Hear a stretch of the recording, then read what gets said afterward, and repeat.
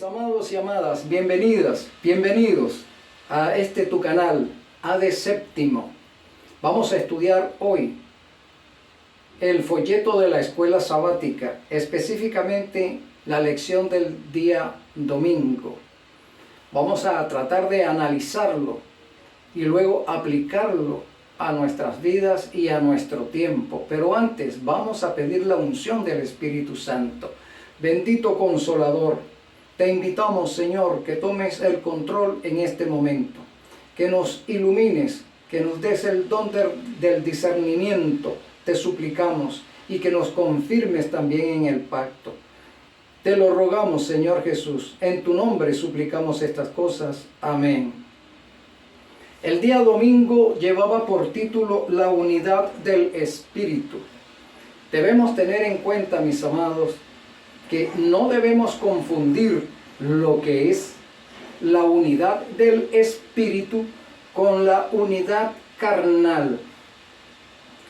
Me estoy refiriendo a que cuando hablamos de la unidad del Espíritu, nos estamos refiriendo a que nuestra voluntad la hemos sometido a la voluntad del Espíritu Santo y Él va a actuar en nosotros en consonancia a esa voluntad. Sí, entonces nuestra voluntad la sometemos al Espíritu Santo y Él va a hacer su voluntad en nosotros, por nosotros y con nosotros. Pero cuando hablamos de la unidad carnal, que siempre nos confundimos, es que nosotros tenemos que estar unidos. No importa la condición espiritual en la cual nosotros nos encontremos. Y cuando digo condición espiritual me estoy refiriendo que muchos podemos estar indiferentes en cuanto a nuestra pasión, a nuestro celo y a nuestra santificación. Otros podemos estar alejados de las doctrinas como son, porque no estudiamos las Escrituras como debe ser, y otros tal vez están dentro de la iglesia, pero no están en la iglesia. Son aspectos muy diferentes, ¿verdad? Así que vamos a ver cómo el apóstol San Pablo nos va a aclarar este asunto. Allí en el libro de Efesios, el capítulo 4, los versículos del 1 al 16. La pregunta es: ¿cómo alienta Pablo a los creyentes a fomentar la unidad de la iglesia? Efesios 4 del 1 al 16. Yo pues, preso en el Señor, os ruego que andéis como es digno de la vocación con que fuisteis llamados. Interesante, Pablo nos está rogando que andemos conforme a la vocación a la cual hemos sido llamados. ¿A qué vocación hemos sido llamados, mis amados? Fíjate que es posible que no necesitemos leer los 16 versículos para saber a qué Pablo se está refiriendo. Porque con solo este texto, el número 1, ya tenemos suficiente para entenderlo. Entonces, ¿a qué vocación hemos sido llamados? Muchos siempre tienden a hablar de la comisión, de la predicación del Evangelio. A eso es que hemos sido llamados. No, hermano.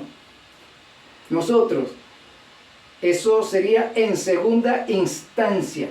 Pero la primera instancia a la cual nosotros hemos sido llamados es a vivir en santidad, a vivir en perfección o a buscar esa perfección constantemente en nuestras vidas, de entregarnos en las manos del Espíritu Santo para que Él haga esa obra transformadora, santificadora, perfeccionadora en nosotros.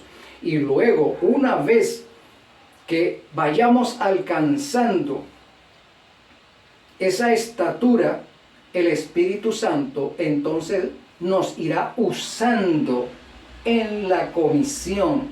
Es decir, el Espíritu Santo ahora utilizando a estos seres o utilizándonos ahora a nosotros después de haber ido en progreso esa obra transformadora, perfeccionadora y santificadora en nosotros, ¿verdad? También nos va a capacitar o nos va capacitando para transmitir el conocimiento de la verdad a otros.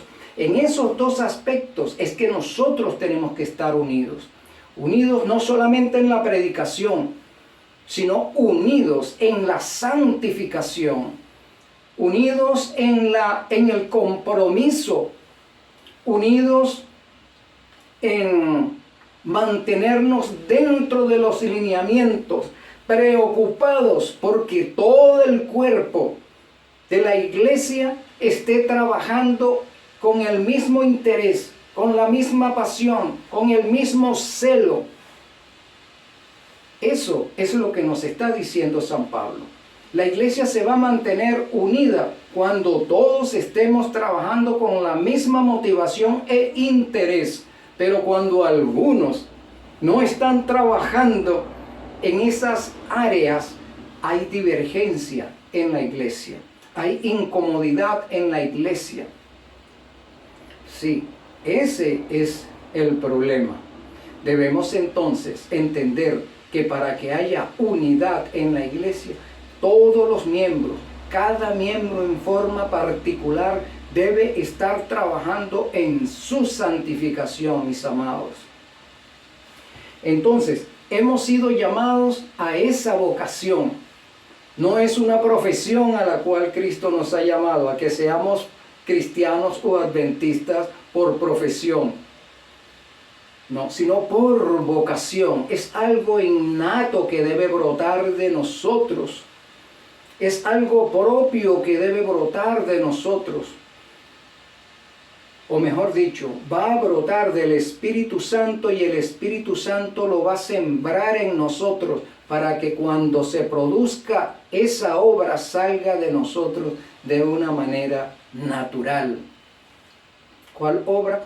La obra de la perfección, de la santificación, de la transformación y de la transmisión de la información salvífica.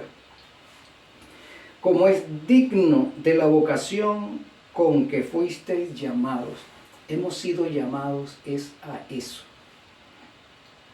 A vivir una vida santa delante de nuestro Dios. Porque nuestro Dios ha sido tildado de secuestrador, de tirano, de mentiroso, de ocultarnos algo, de obligarnos a hacer algo que nosotros no estamos capacitados de hacer. ¿Qué es lo que no estamos capacitados para hacer? Para amarlo, para obedecerle, para servirle voluntariamente y por amor. Eso es lo que dice Satanás, que nosotros, los seres humanos de este planeta, ni de ningún otro, le servimos a nuestro Dios por amor y voluntariamente, sino que le servimos por miedo, por obligación o por profesión. Muy bien, entonces, con toda humildad y mansedumbre, soportándoos con paciencia los unos a los otros en amor. Esta palabra de con toda humildad, hermanos, significa aceptar las condiciones que coloca nuestro Dios para que se obre en nosotros esa santificación, sin oponernos a esa obra, sin estar murmurando, porque el Señor nos dice que debemos renunciar al mundo, renunciar a nuestras tendencias al mal. Esa disciplina nos va a causar cierto dolor porque no estamos acostumbrados a vivir en santidad, sino que hemos nacido en pecado, hemos nacido en transgresión.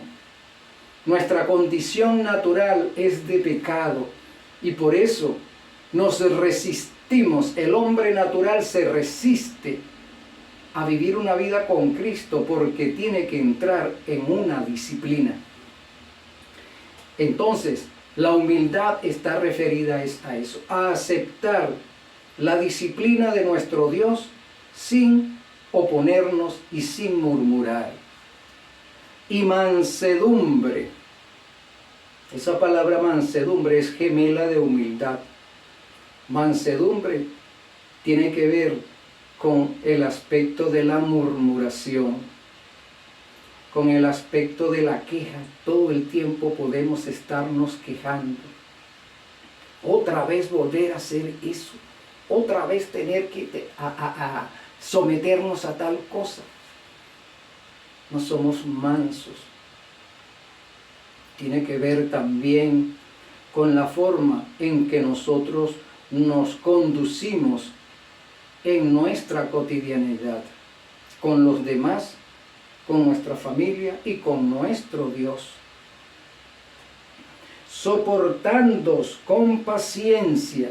Soportando con paciencia, hermano, no significa que vamos a estar pasando por alto nuestras concupiscencias, las concupiscencias en las cuales pueden estar inmerso cada miembro del cuerpo de Cristo, el cual es la iglesia. A eso no es que se está refiriendo de soportarnos con paciencia, no, porque la palabra paciencia es un verbo que tiene que ver con la acción. Sí.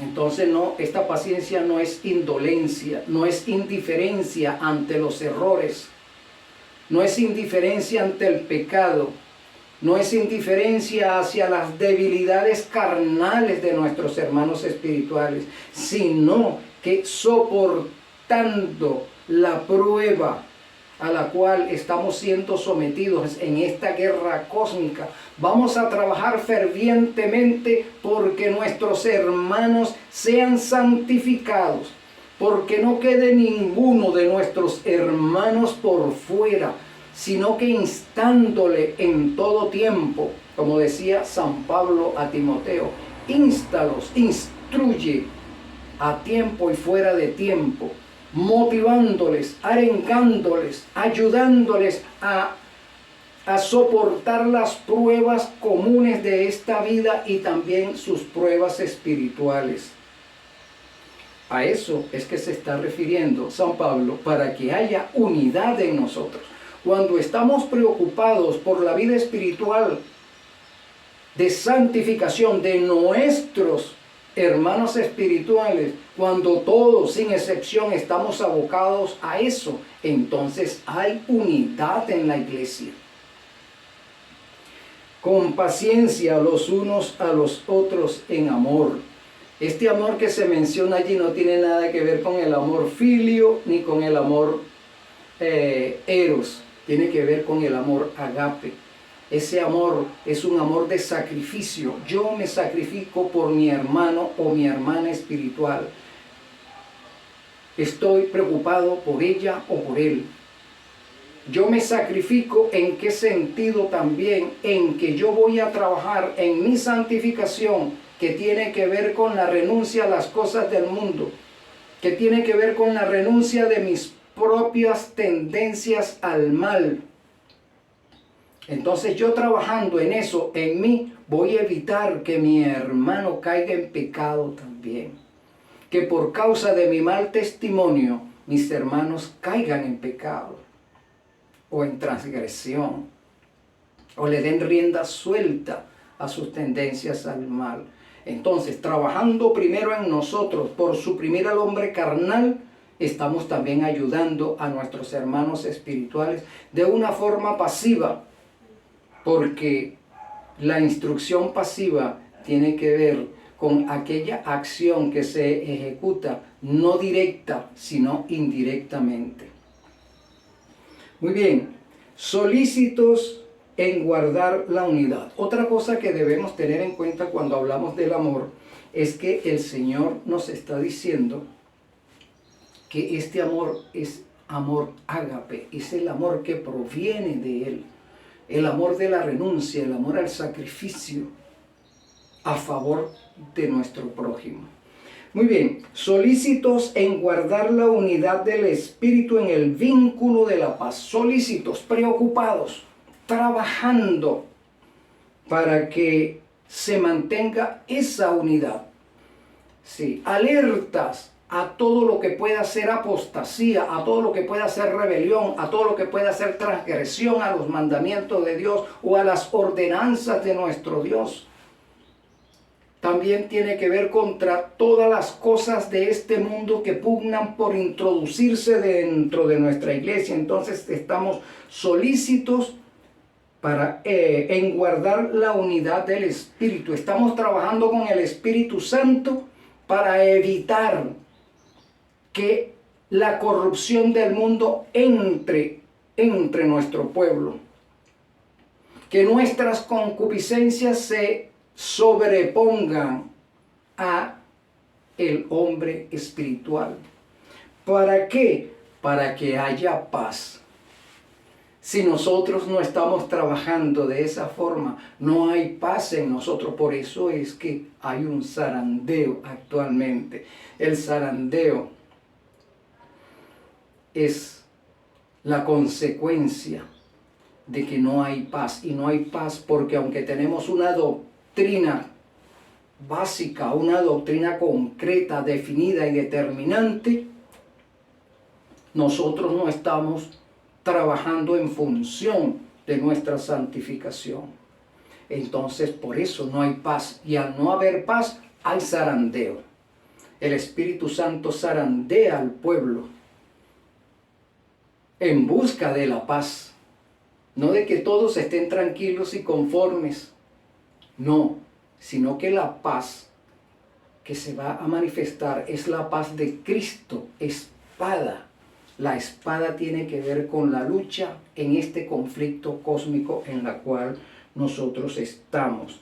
No es una paz de pasar por alto, como dije anteriormente, las deficiencias o las concupiscencias. No, no es pasar por alto, sino trabajar en función de suprimir, de ayudar, de cooperar, con alertar. Un Señor, una fe, un bautismo, un Dios y Padre de todos, el cual está sobre todos y por todos y en todos. Cuando nosotros decimos que tenemos un solo Dios, nos estamos refiriendo, mis amados, a que en nuestro culto, como dice San Pablo, en nuestro racional culto no hay introducido otro Dios. Nos está diciendo que en nuestro culto no hay un sincretismo, porque tenemos un solo Dios. Pero cuando tú te unes con el mundo en las fiestas del Halloween, ya tú estás en un sincretismo religioso. No tienes un solo Dios. Tú dices que ahora que tienes dos. Tienes al Dios del Halloween y crees tener al Dios bíblico, al Dios de la salvación. Eso por mencionar un caso, porque ya los otros casos los hemos mencionado en otras ocasiones y hay otros predicadores que han hablado en ese sentido. Entonces, debemos tener un solo Señor, una fe, una misma motivación, una misma creencia, un mismo objetivo, una misma pasión, un mismo celo, una misma doctrina. Cuando digo doctrina me estoy refiriendo a que algunos conocen, por ejemplo, la doctrina de la deidad a medias. Se confunden cuando hablan de las tres personas de la deidad y emiten opiniones por las redes sociales de acuerdo a lo que se imaginan o de acuerdo a lo poco que han oído o estudiado.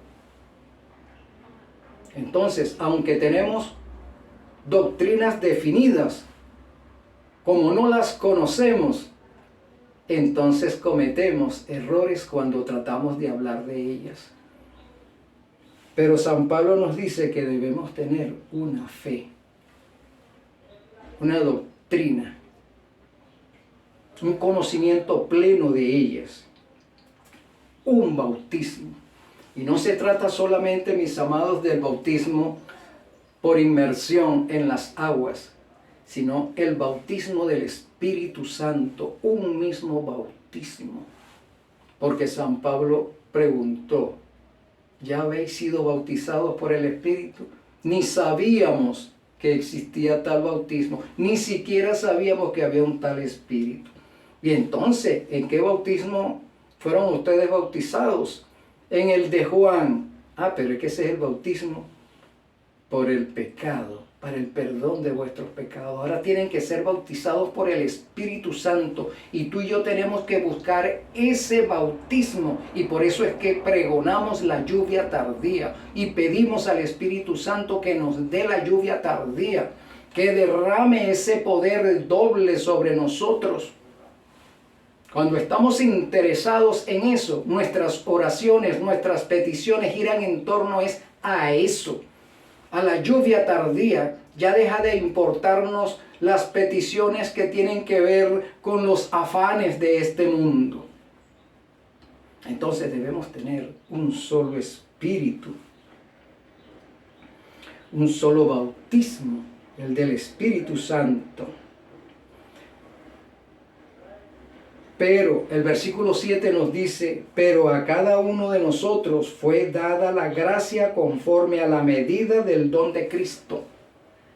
Todos nosotros, los que hemos hecho pacto con Cristo, hemos sido dotados de esa gracia.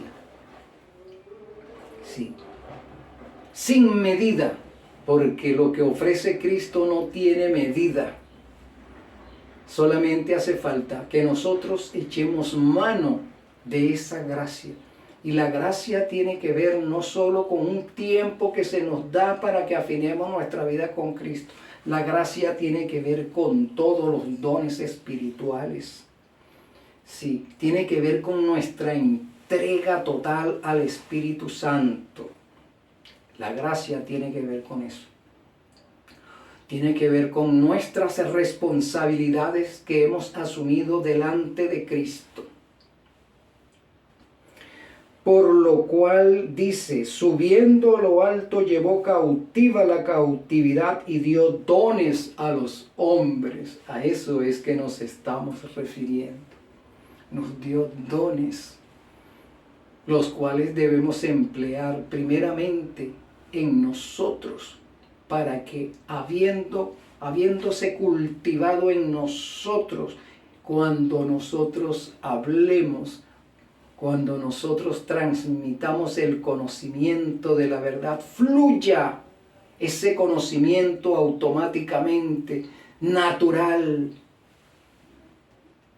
porque lo hemos cultivado primero en nosotros. No hay fuerza para transmitir ese conocimiento porque lo estamos experimentando día tras día. Y eso de que subió, que es sino que también había descendido primero a las partes más bajas de la tierra. Esto es una doctrina, este versículo. Nota, y eso de que subió, que es, sino que también había descendido primero a las partes más bajas de la tierra. Tenemos a el Verbo encarnado para poder salvar al hombre de este planeta. Tenía que descender del cielo, tenía que dejar su gloria, tenía que dejar su soberanía de lado para poder descender a un planeta que estaba sumido en el abismo, que se había sumido en el infierno. Sí, hermanos, porque aunque este mundo se ve hermoso a pesar del pecado, realmente nosotros vivimos en un infierno lleno de enfermedades, de muerte, de tragedias, de guerras, etc. A este infierno descendió Cristo, o descendió el Verbo y se hizo humano para poder combatir al mal, para combatir a los dueños de este infierno y darnos oportunidad de salvación. En vida batalló y luego entregó esa vida y descendió aún más. ¿Hasta dónde descendió? A la muerte descendió. ¿Para qué? Para traer consigo a los cautivos, hijos suyos que estaban en la muerte en ese momento y que estarían en la muerte hasta nuestros días. Cristo descendió, no fue para predicarle a los muertos. Cristo descendió a lo más bajo de la tierra para traer a sus hijos que estaban cautivos, que habían hecho pacto con Él. Los trajo de regreso a la vida junto con Él.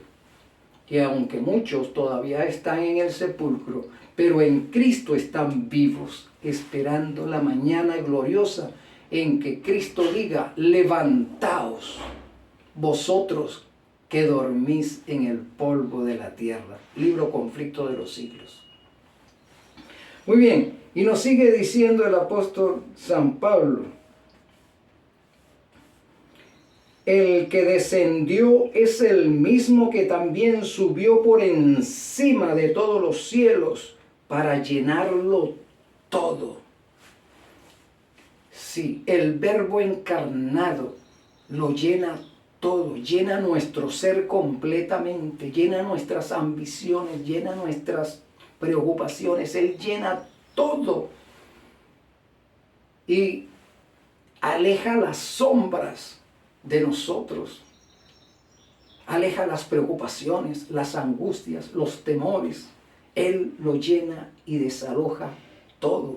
Y cuando fue entronizado en el cielo, reasumiendo su poder y su soberanía, entonces llenó de paz, de armonía, de gozo a los otros mundos no caídos. Y sonaron las arpas en alabanza al Verbo que ascendía. Y los otros mundos entonaron cantos de alabanza porque su rey era entronizado nuevamente, había vencido. Por eso es que Él lo llena todo, no queda nada sin que su persona no lo llene. Y seguimos. Y Él mismo constituyó a unos apóstoles, a otros profetas, a otros evangelistas, a otros pastores y maestros. Entonces Cristo, antes de ascender definitivamente al cielo, Él dejó un cuerpo ministerial en esta tierra. No dejó una iglesia a sus expensas, sino que organizó su cuerpo espiritual aquí. Y ese cuerpo espiritual estaba conformado por apóstoles, los 12 apóstoles. Después de esos 2 apóstoles no viene más ninguno. Eso de que el apóstol tal en nuestros días y el apóstol tal y el apóstol tal, todos trabajando con espiritismo, se consideran apóstoles. Pero los apóstoles ya escribieron, vivieron, escribieron, murieron y están esperando a Cristo. Ya no hay más apóstoles. Y a otros los constituyó en profetas. Tampoco hay más profetas. Ya los últimos profetas ya terminaron, ya cumplieron su labor y están en espera también, igual que los apóstoles, de que Cristo aparezca para darle su premio. A otros evangelistas, ahora nos toca a nosotros, porque aunque en la antigüedad también existieron evangelistas como Felipe, como el mismo Pablo, que también fue evangelista, como Timoteo y como Tito, como Apolos, también en nuestros días sí hay evangelistas. El evangelista que recorre ciudades, pueblos, llevando la palabra, recorre iglesias, exhortando, animando, exponiendo el pecado tal cual es. A otros pastores, para que se dediquen a cuidar a las ovejas del rebaño, para que estén preocupadas por la salud espiritual del rebaño, para que impidan que el rebaño se corrompa, para evitar que lleguen pastores o lobos vestidos de ovejas y se introduzcan entre las iglesias con doctrinas falsas. Lo malo es que hay pastores que no están haciendo esa labor, sino que ellos mismos se han constituido en lobos rapaces dentro de la manada. Esa es una ironía en nuestro tiempo. Y maestros. El maestro es para enseñar, para educar, para redarguir. Para eso es un maestro. Y por eso los maestros tienen que haberse educado primero. Los maestros tienen que conocer la doctrina total. Los maestros tienen que conocer el espíritu de profecía, lo que el Espíritu Santo habla allí, en el don profético. Los maestros tienen que estar viviendo lo que el Espíritu Santo enseña, para que tengan poder en la enseñanza. Y en este caso no solamente los maestros, los pastores y los evangelistas también tienen que beber de la misma fuente de vida, y estarla experimentando esa agua en su ser. ¿Para qué? El versículo siguiente nos dice: a fin de perfeccionar a los santos para la obra del ministerio, para la edificación del cuerpo de Cristo. Entonces, el Señor dejó estos ministerios en los cuales tú y yo podemos tomar parte, prepararnos como evangelistas, prepararnos como pastores, prepararnos como maestros. Pero eso de prepararnos no es hacer cursitos. Eso de prepararnos no es darle una ojeada a la Biblia de vez en cuando. Eso de prepararnos tiene que ver con una experiencia diaria en nosotros, una forma de vida, una rutina en nosotros, aplicando en nuestras vidas los rudimentos de la fe, como dice San Pablo. Sí, para que la iglesia pueda estar perfecta, a fin de perfeccionar a los santos. ¿Quiénes son los santos? La feligresía. Estos son los santos. Para la obra del ministerio. ¿Cuál obra del ministerio?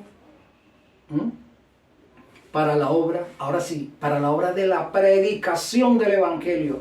Una iglesia que no ha sido instruida, que no ha sido confirmada por estos líderes, no está capacitada para el ministerio de la predicación del evangelio. No está capacitada.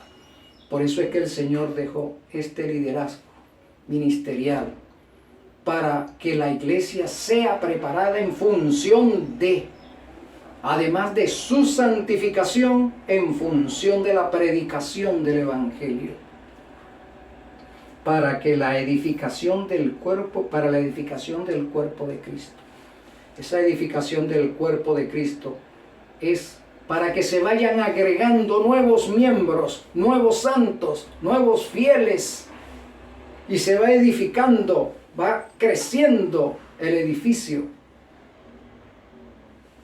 Sí, hasta que todos lleguemos a la unidad de la fe y del conocimiento del Hijo de Dios, a un varón perfecto, a la medida de la estatura de la plenitud de Cristo. Y allí justamente es donde está la unidad en el Espíritu, donde está hasta que todos lleguemos a la unidad de la fe, del conocimiento del Hijo de Dios, a la perfección de la estatura de la plenitud de Cristo. Ahora sí va a haber unidad. Y no solamente va a haber unidad, sino que estaremos juntos, unánimes, porque estamos trabajando en nuestra edificación con celo y compasión, con preocupación y compromiso, todos sin excepción.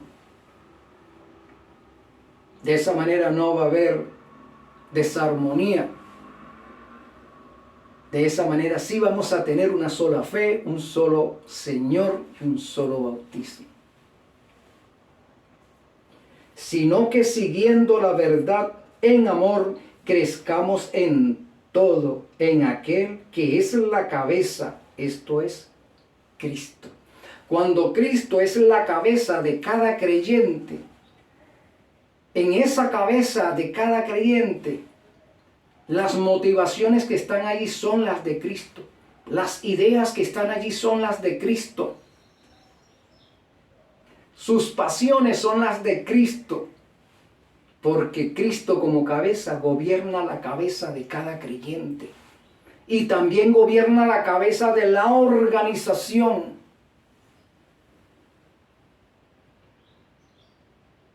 Cristo debe gobernar la cabeza de la organización. Pero cuando la organización hace como quiere, entonces Cristo no está siendo la cabeza de ella, sino que tiene la cabeza del otro Dios que gobierna este mundo. De quien todo el cuerpo, bien concertado y unido entre sí, por todas las coyunturas que se ayudan mutuamente, según la actividad propia de cada miembro, recibe su crecimiento para ir edificándose en amor. En el amor de Cristo. En el amor ágape. No en el amor pasional eros. No.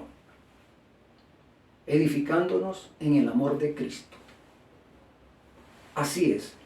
De manera que, como hemos visto,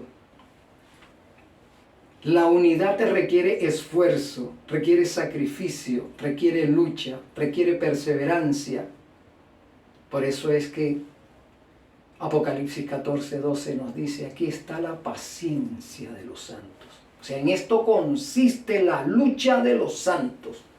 En esto consiste la perseverancia de los santos, en la búsqueda de esa unidad en la fe, en la búsqueda de esa unidad en el espíritu. No cejan en ese empeño. Y cuando tú y yo estamos contagiados por esa motivación del Espíritu Santo, entonces tú y yo estamos unidos y estamos dispuestos a afrontar cualquier riesgo u obstáculo que se presente en este mundo, a fin de que el nombre de Cristo sea exaltado en todo lugar. Así es, mi amado y amada. Muy bien, espero que hayas disfrutado de esta lección, así como la he disfrutado yo también. Te envío un fuerte abrazo, mi amado y amada, y te espero en el próximo programa.